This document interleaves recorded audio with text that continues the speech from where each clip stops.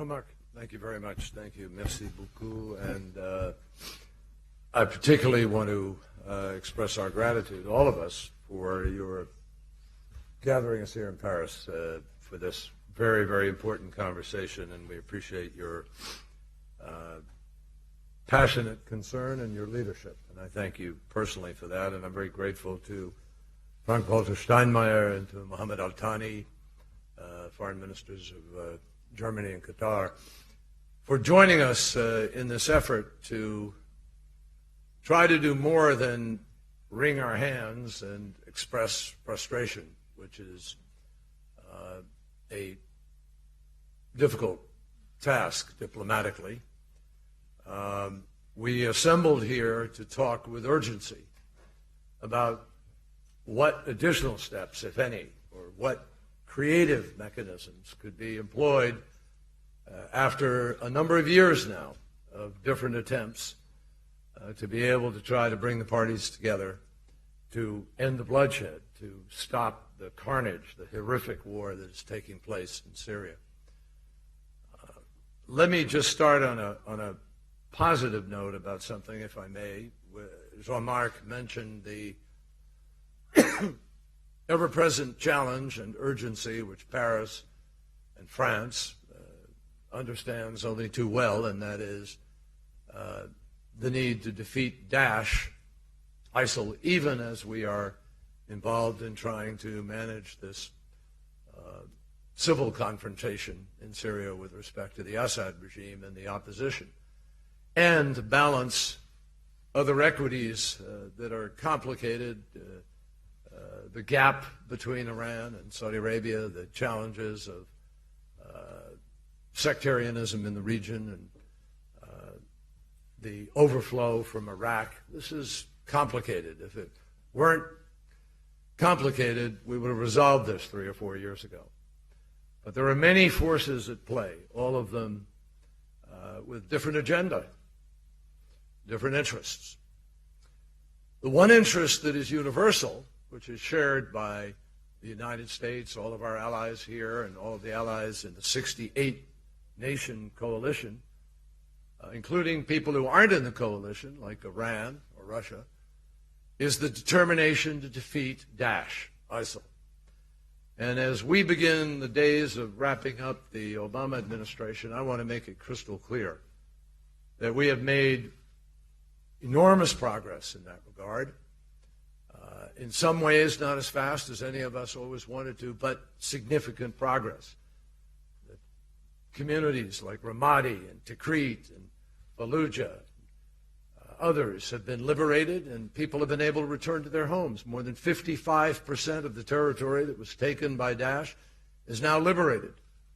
And everybody knows that the effort to liberate Mosul, which was the self-anointed head of the caliphate, is well underway and making progress.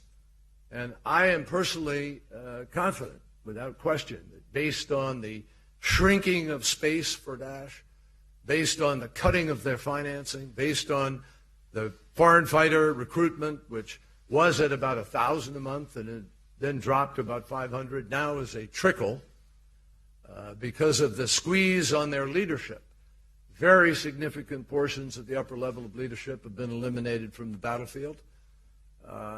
I can say with confidence, as I've said many times, and with the same confidence, Daesh is going to be defeated. And as we press against Boko Haram and Al-Shabaab and other entities in the world, I think all of us, those members of the coalition who have been working together, can be pleased with progress being made, though all of us would like to move faster, and the world would like this to move faster. That said, we convene today over this vexing challenge of Syria, and our message and our objectives here are clear. The indiscriminate bombing by the regime, which violates international rules of law, of war, in many cases crimes against humanity and war crimes, needs to stop. And those who support it, those in Moscow and elsewhere who have supported it, should do their utmost to bring it to a close. A meaningful ceasefire needs to be reached for a number of reasons. I'll go into them in a minute. But it also has to do so on a basic humanitarian basis to allow humanitarian goods to flow and permit civilians who want to be able to depart the scene of this warfare, who are caught in the middle, who have little choice, and who should not be used as human shields by either side.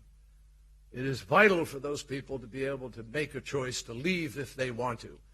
And it is only a matter of fundamental human decency that they be allowed to leave. Now, all parties, the basic agreement that we all, who assembled as the ministers representing the countries of like-minded, our like-mindedness understands that we need to get to the negotiating table because that is how you, in fact, effect a political solution. Now,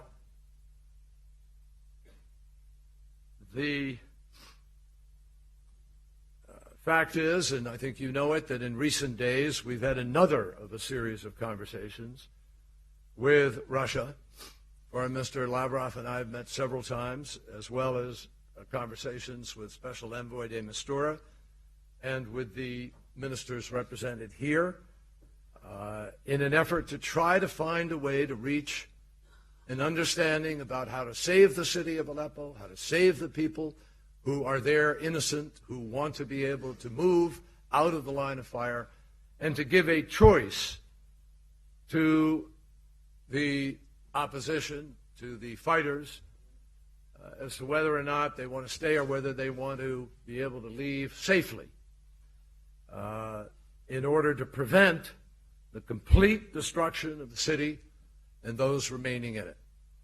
And I would say to the opposition that we understand their challenge. We understand what they are fighting for. We understand their bravery, their courage in fighting against extraordinary odds. They don't have airplanes. They don't have helicopters. They don't have large artillery. They are fighting greatly outnumbered and greatly outpowered. And in order to make peace, people with power, people with the extraordinary excess of power, need to often take the first steps and the bigger steps in order to express confidence and build confidence in the capacity to change things. So our teams, along with representatives from the United Nations and other international organizations, are meeting in Geneva today. And they will meet very shortly in order to try to flesh out the details of a possible, I emphasize, possible way of trying to save lives. Save the lives of everybody, fighters, people who are innocently caught in between. And I'm hopeful that these talks could try to find a way forward, though I cannot stand here and tell you they will. Now, what is it that complicates these talks? Well, here it is.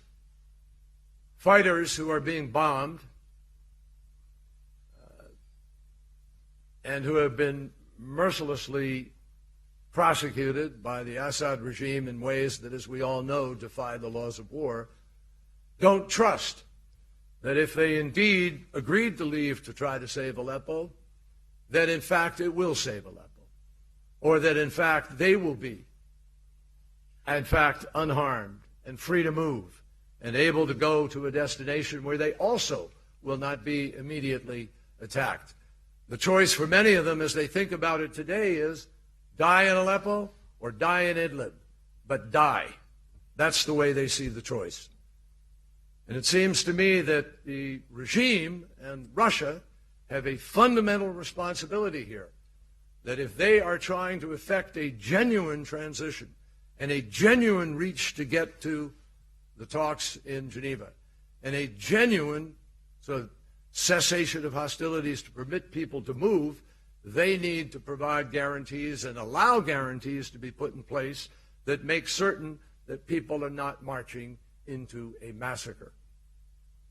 Now, that's pretty simple and straightforward, folks. And that's what makes this complicated. I'm hopeful that we can find some progress as we go forward. This is the hardest kind of diplomacy because it's not diplomacy where we are a combatant directly, or France, or Germany, or Qatar, but where individuals within the country are the combatants, and they have to make a decision for themselves as to what it is that they choose to do. So we believe that we need to give the opposition forces and civilians alike the opportunity to leave Aleppo, and that if particularly the fighters were to leave, with a commitment that the regime is genuinely ready to go to the table and negotiate in Geneva, that they are prepared to negotiate a transition according to the Geneva Communique, and that they will, in fact, uphold a ceasefire to permit this, then it may be possible to move forward. But this is not a one-sided decision.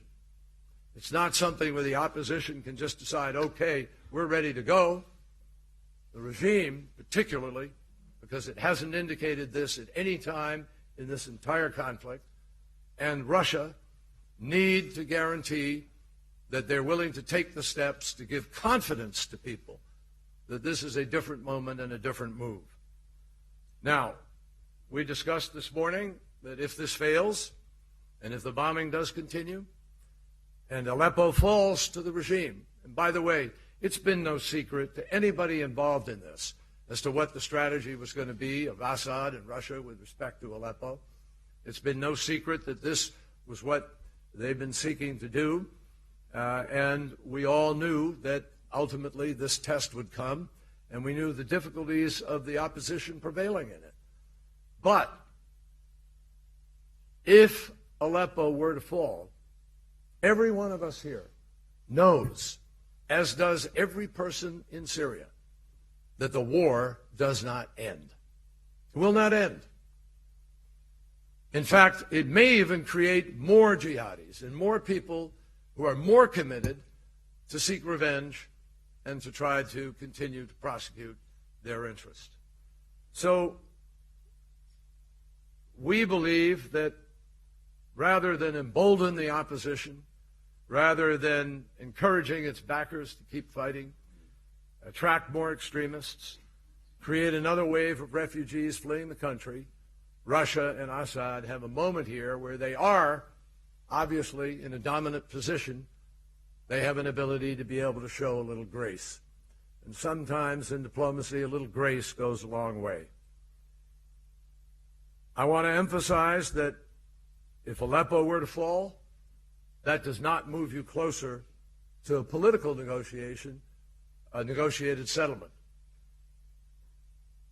And that is, according to every single person involved in this, the only way to end the war. The war doesn't end militarily, because you can't share power that way. You can't solve the problem of the opposition that has been seeking a voice in governance.